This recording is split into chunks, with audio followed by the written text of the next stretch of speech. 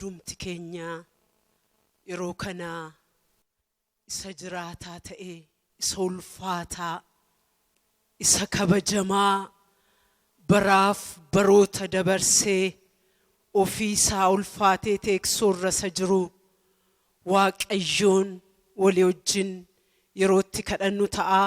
Ulfina Waaqayyootiif ija keenya walirra buufannee Gooftaa kana gara keenyatti gara jireenya keenyaatti gara biyya keenyaatti gara waldaa keenyaatti yerootti Waaqayyoon walii wajjin waamnu kadhannuudha waan ta'eef Waaqayyoon hin kadhanna.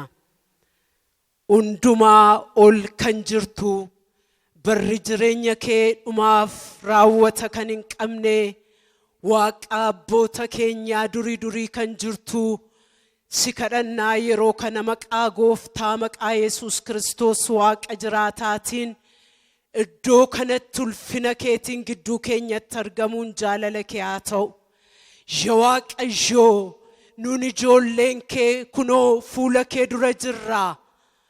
Gaaffii qabnaa, dhibee qabnaa, waanjoo qabnaa. Waanjoo nurra jiruuf ba'aa nurra jiruuf gaaffii qabnuuf Waaqayyo Waaqa keenyaa yooti Waaqarraa dhuftee yooti gidduu keenya jiraattee yooti nu gargaartee yooti yaa Waaqayyo dura keenya dhaabbatte duwwaa ba'aan keenya nurraa ka'uu danda'a. Waanjoon keenya nurraa kufuu danda'a. Yaa Waaqayyo Waaqa keenyaa kunoo saba keenya waldaa keenya biyya keenya fudhannee fuula kee dura dhaabannaa. Yeroon kun yeroo akkamii akka ta'e ati beektaa. Yeroo yaa Waaqayyo namni dhaabatee si eeguu dadhabee yeroo yaa Waaqayyo namni dhaabatee Waaqayyo jechuu dadhabe kana keessaa Waaqa abboota keenyaa maqaa Gooftaa maqaa Yesuusiin Waaqarraa gadi nuu jettee furmaata nuu ta'uun jaalala kee haa ta'u. Gooftaa iji garbittii gara giiftii ishee iji garbichaa gara Gooftaa isaa akkuma ta'e iji keenya gara kee ilaala yaa Waaqayyo.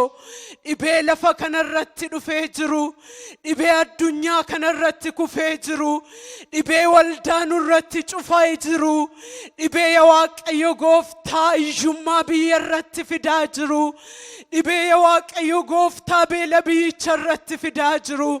Iji kee ilaaleera yaa Gooftaa. Furmaati si'i, gargaaraan si'i, abbaan si'i kan itti iyyatan yeroo kana keessa kan namaa dirmatu. Akka addunyaatti dirmataan hin jiru, akka ogeessotaatti dirmataan hin jiru.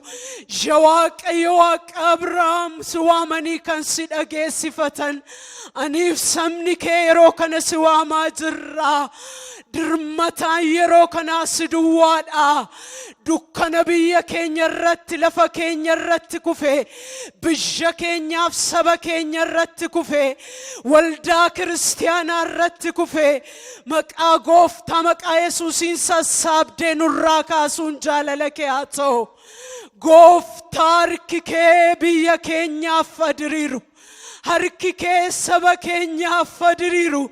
Harki kee gidiraa kana biyya kanarraa lafa kanarraa ardii kanarraa dachaasee akka kaasu maqaa Gooftaa maqaa Yesuusiin jaalala kee nuuf haa ta'u. Gooftaa keenyaa Waaqa keenyaa saba kee harka kee itti laanneerra warra mana isaanii keessa jiran biyya keenya sitti laanneerra waldaa keenya sitti laanneerra.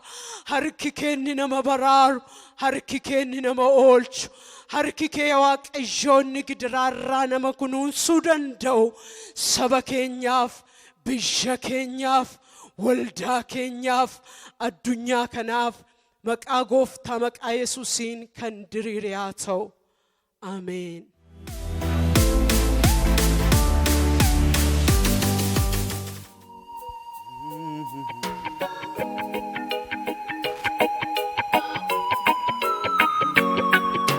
Oh, hallelujah.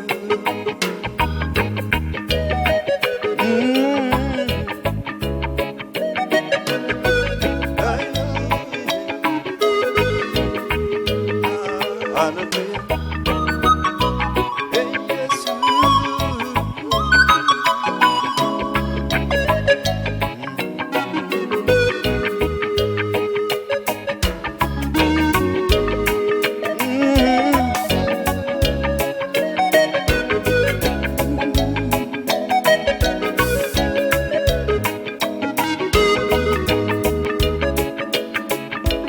Rakkoo korra ija kaase, gaaffii korra ija kaase, haala korra ija kaase, Yesuus irra qubachiise.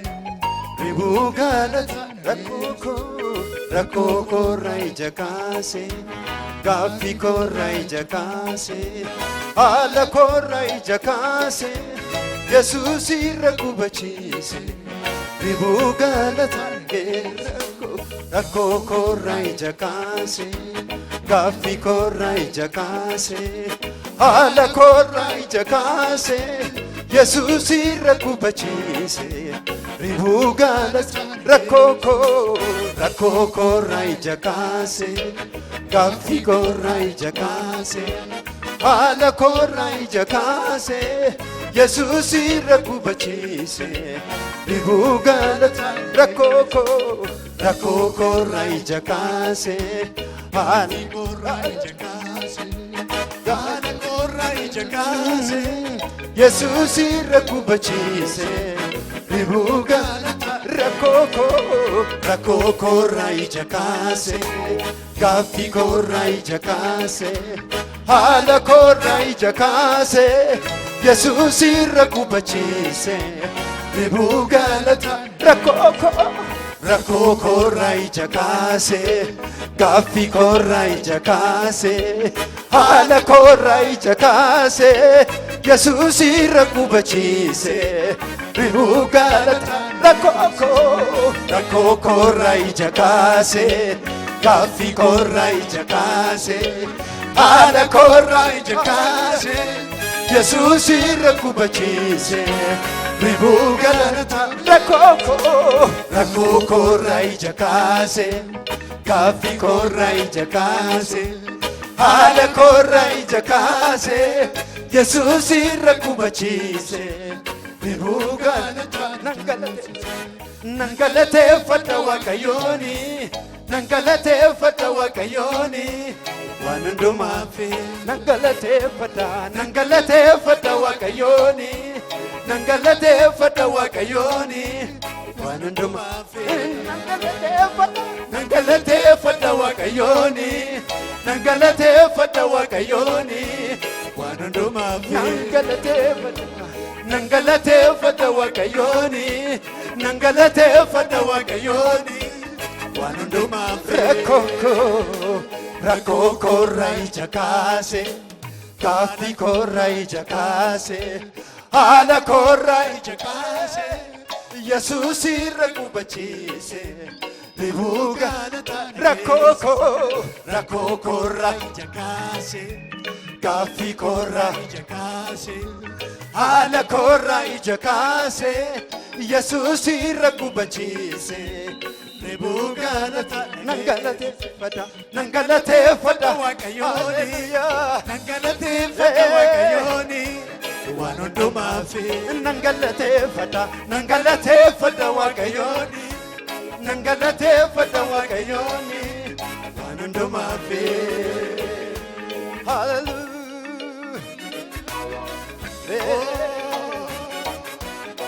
Hallelujah.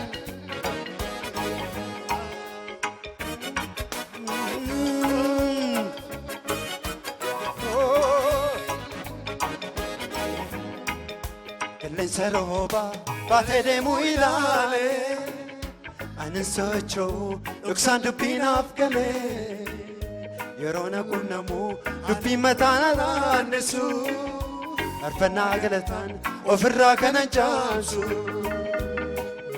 Qilleensa roobaa baatee deemuu ilaale, anin socho'u dhoksaan dubbii naaf galee, yeroo na qunnamuu dubbii mataa na naannesu, faarfannaa galataan ofirraa kanan jaamsu. Qilleensa qilleensa rooba baatee deemuu ilaale ani socho'u dhoksaan dubbinaaf galee yeroo naquunamu rakkoon mataa na naannisu faarfannaa galataan ofirraa kanan caamsu qilleensa rooba baatee deemuu ilaale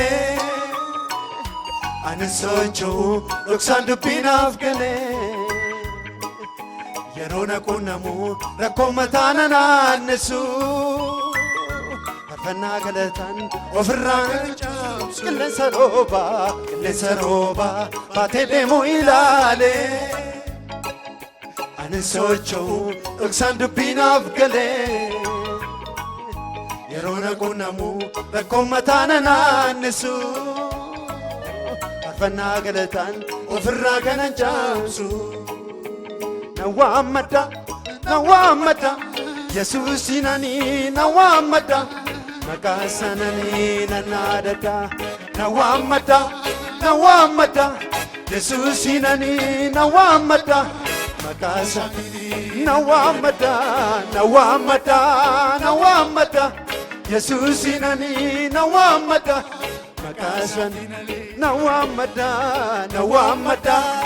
waammata Yesuusinani na waammata maqaa sanani na waammata Yesuusinani na waammata maqaa sanani na waammata Yesuusinani na waammata maqaa sanani na waammata Yesuusinani na waammata maqaa sanani rakkoo korraa ija kaase gaaffii korraa ija kaase haala korraa ija kaase Yesuus irra qubachiise ribuu galataa rakkoo korraa ija kaase gaaffii korraa ija kaase haala korraa ija kaase Yesuus irra qubachiise ribuu galataa nan galateeffadha waaqayyooni waan hundumaaf nan galateeffadha waaqayyooni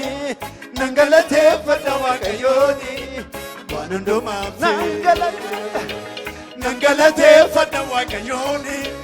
nan galateeffadha waaqayyooni waan hundumaaf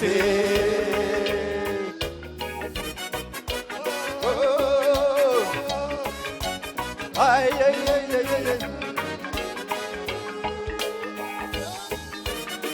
hallelujah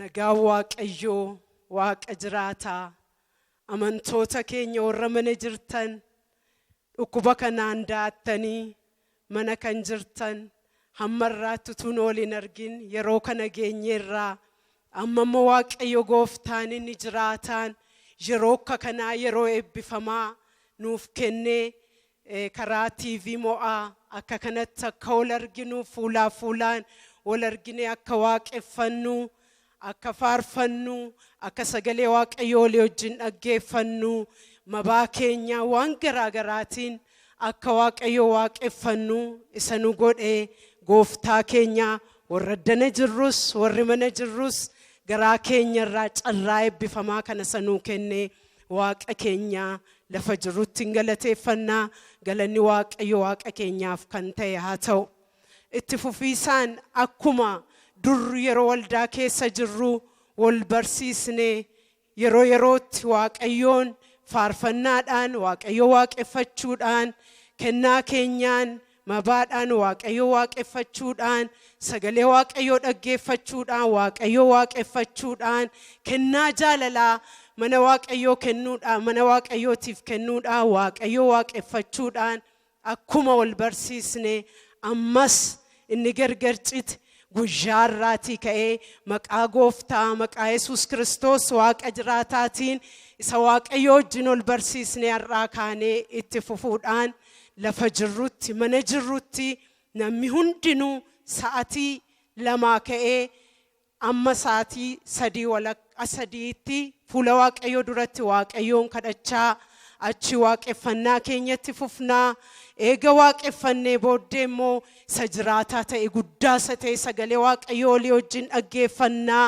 Sagalee waaqayyoo eega dhaggeeffannee akkuma beennu mana keenyatti nama shayyoo ta'an mabaa keenya ijoollee keenyaa wajjin qodaa aarsaa qabnu keessatti walitti qabnaa. Karaa daaqonoota waldaa keenyaa gara waldaatti mana manarraa walitti sassaabnee erguu dandeenya. Kun waaqayyoo duratti waadaa gallaa. Akkasumas immoo kurnoon amma ammaatti karaatti laattan dhabdanii warri rakkachaa jirtan amma waaqayyoo karaa baneeraa. Kurnoo keessanis walitti qabduu tuunambisin jechuudha. Akkuma mabaa gara waldaatti karaa daaqonootaa erguu dandeessu. Kennaan jaalalaa garaa garaa waan waaqayyoon barsiisne waaqayyoos immoo kan inni nurraa eegu akkuma kana kennaa jaalalaa keenyas walitti qabnee gara waldaatti erginaa. Akkuma waaqayyoon faarfannaadhaan lallabaan waan garaa garaatii waaqayyoon waaqeffachuuf eega waaqayyo carraa akka kanaa nuu kennee nus immoo itti daballee waaqayyoon kan barsiisne innis kan inni nurraa eegu hammarraatti manatti walitti qabnee waan jirru jaalalaan gara mana waaqayyootti akka gadhiisnuuf waaqayyo gooftaan inni jiraataan hunduma keenya haa gargaaru. Ameen jechaa amma yeroo kana baay'ee nama jaallan waldaa keenya paasterii waldaa keenya kan ta'an paaster Solomoon as dhufanii ulfaataa sagalee waaqayyoo nuuf hiruu hundumti keenya yeroo kana mana keenya teenyee seeraan ijoollee keenya teessisnee sagalee waaqayyoo yeroo olii wajjin hirmannu ta'aa. Gooftaan isin haa eebbisu.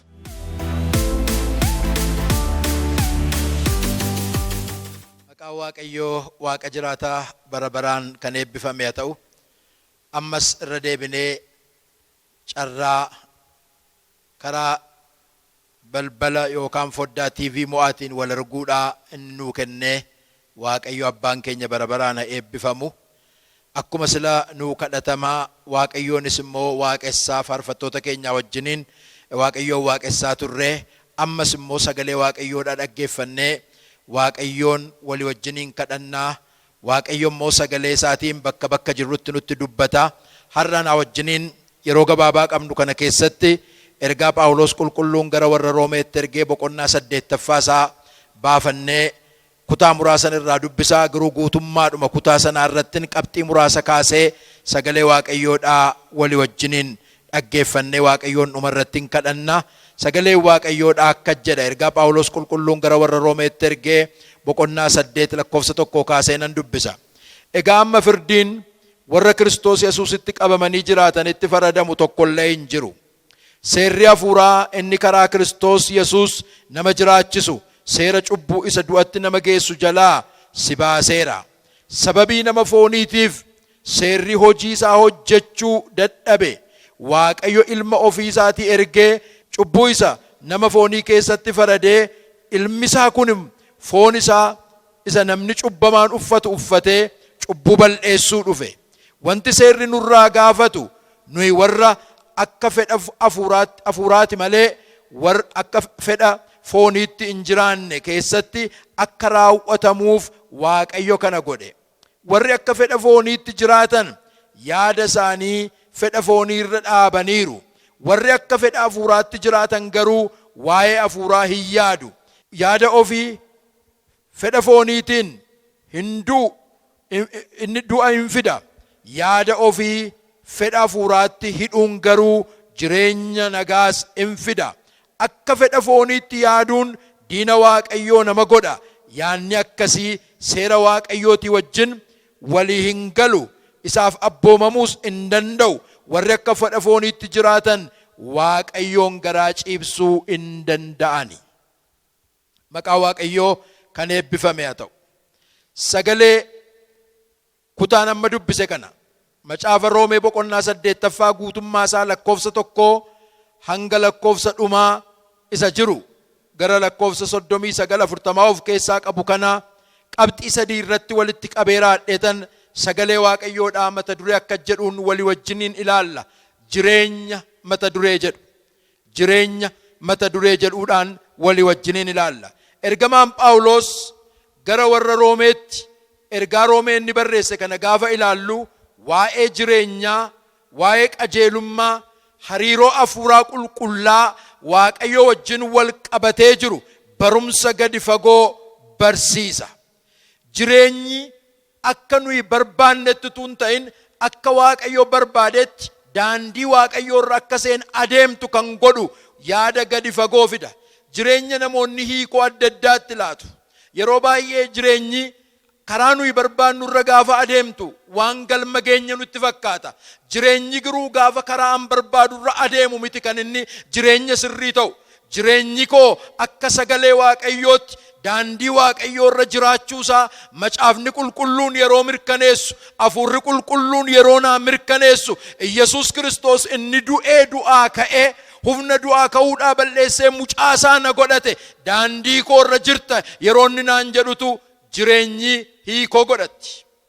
Yeroo baay'ee garuu namoonni jireenya daandii barbaadan irra gaafa isaanii adeemtu, lafa isaan yaadan gaafa isaanii geessu, karaa isaan barbaadan irra gaafa isaan baaftu jireenyi naa ta'eera jedhanii yaadu. Jireenyi ta'eera kan jedhamu karaan barbaade daandii an saaqadheerra yeroo seen adeemtu tun ta'in daandii Waaqayyo naa saaqerra yeroo seen adeemtudha. Amma wal falmii wal loliisi yeroo ammaa namoonni qulqulloonni Waaqayyo wajjiniin qaban karoora qabu. Akka addunyaatti bara 2020 kanatti, akka biyya keenyatti bara 2012 kanatti karoora qabu. Jireenya daandii sana isa karoorfatan irra adeemsisuu barbaadu. Amma immoo Waaqayyo jireenya nama harkaa fuudheera.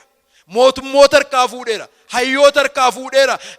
Ikoonoomista irraa fuudheera. Warra barsiisa hawaasaa barsiisan irraa fuudheera. Teoloojiyanii irraa fuudheera. Jireenya amma karaa namni barbaade irra deemaa hin jirtu. Jireenyi karaa biyyi barbaade irra deemaa hin jirtu. Jireenyi karaa mootummootii barbaadan irra adeemaa hin jirtu. Amma jireenyi karaa Waaqayyo barbaade irra deemaa jirti. Jireenyi daandii Waaqayyo barbaade irra deemaa jirti. Kanaaf yeroo Waaqayyo barbaadu yeroo ammaa yeroo koronaa kana keessa yeroo COVID-19 addunyaa raasaa jiru kana keessatti jireenyatti warri fayyadaman warri jireenya karaa isaanii kan fayyadaman warra karoora isaaniitiin jireenya waan tokko lama jedhanii abaacaa jedhanii kaa'atanirra warra deemsisuu barbaadan utuu hin ta'in kan isaanii kaasanii Waaqayyo wajjin warra jireenya isaanii walitti hidhantu fayyadama. Amiin jenna.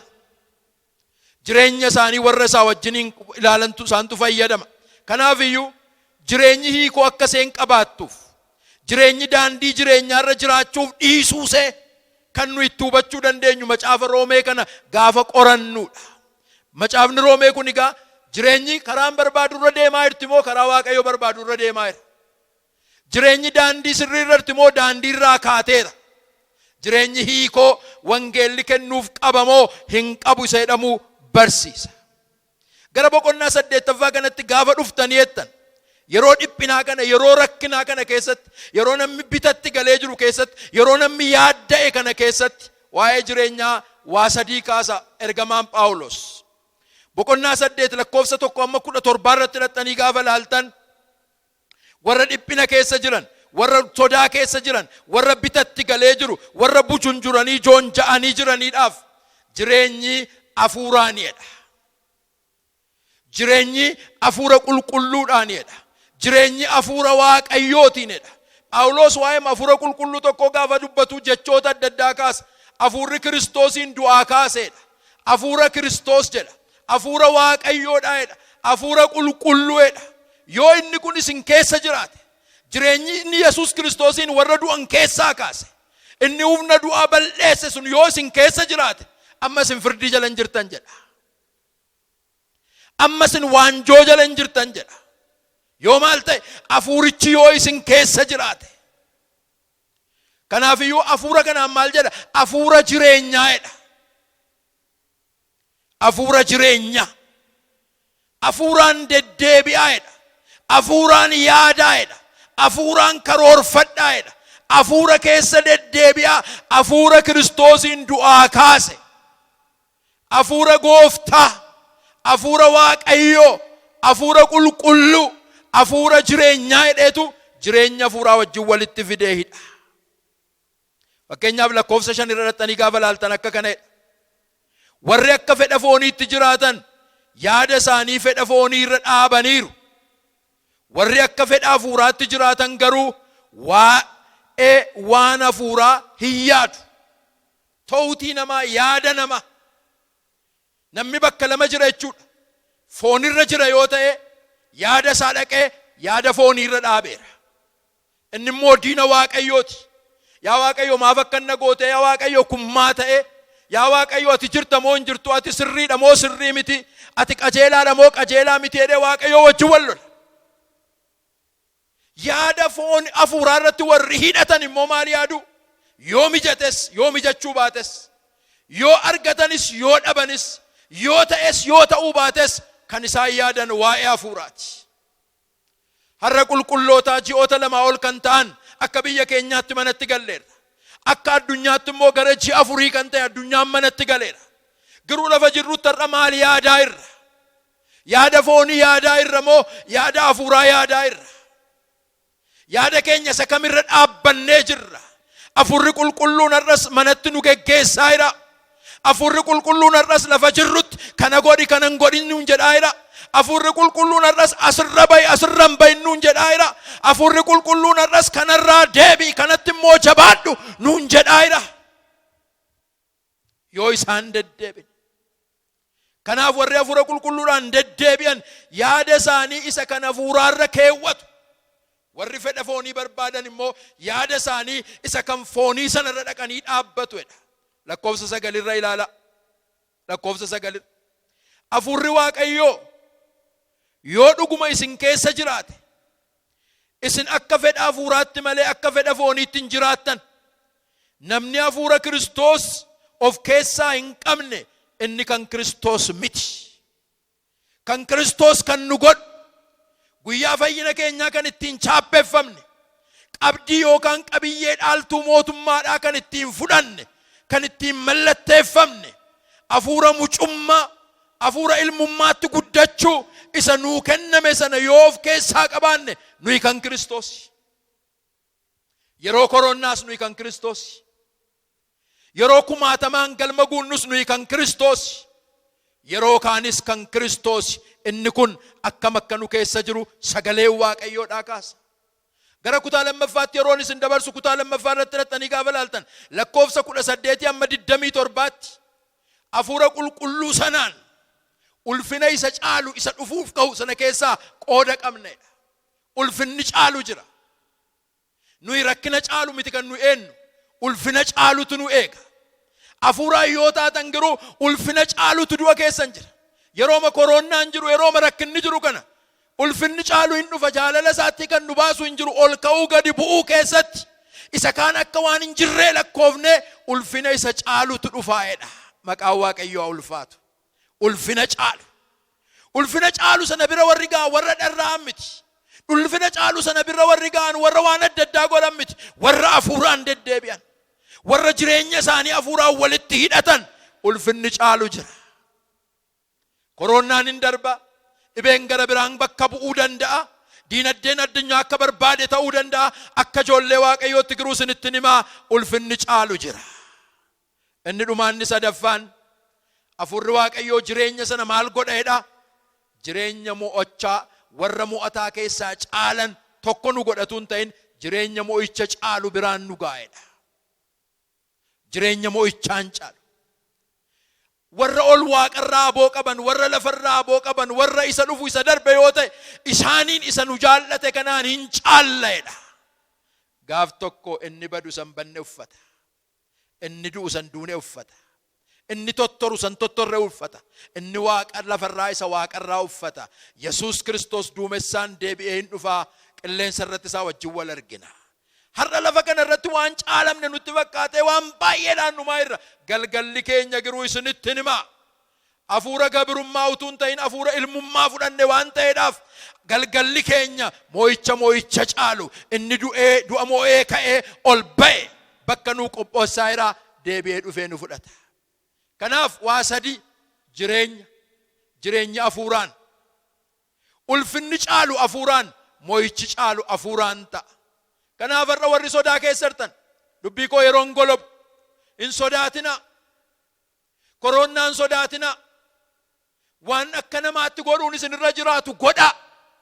hin dhiphatina gabrummaa jala hin galina afuuraan deddeebi'a nu yoo jiraanne kan Kiristoos yoo duune kan Kiristoos yoo jiraanne isaaf jiraanna yoo duune gara isaadhanna afuura du'aa ka'uudha afuura mo'ichaa fudhanne irra kanaafoo jajjabaadha dhiphuun gara gabrummaatti nama geggeessa sodaan gara gabrummaatti nama geggeessa afuurri Yesuus Kiristoosii warra du'aa keessan keessaa kaase nuun immoo du'aa nu kaasa Waaqayyo isa dhageenya nuuf eebbisu maqaan Waaqayyoodhaa kan ulfaate haa ta'u Waaqayyo har'aa jalqabee amma bara baraatti hunda keessan eegu ayyaana Waaqayyootti jabaadhaa hin sodaatina hin rom'ina amma addunyaan kun utuu faarsituu utuu lallabduu sodaadhaan dhumaa jirti afuura sodaa hin fudhanne afuura ilmummaa fudhanne gatii ta'eedhaaf jabaadhaa gaaf tokko immoo deebinee wal arginaa Waaqayyo isinii wajjin haa ta'u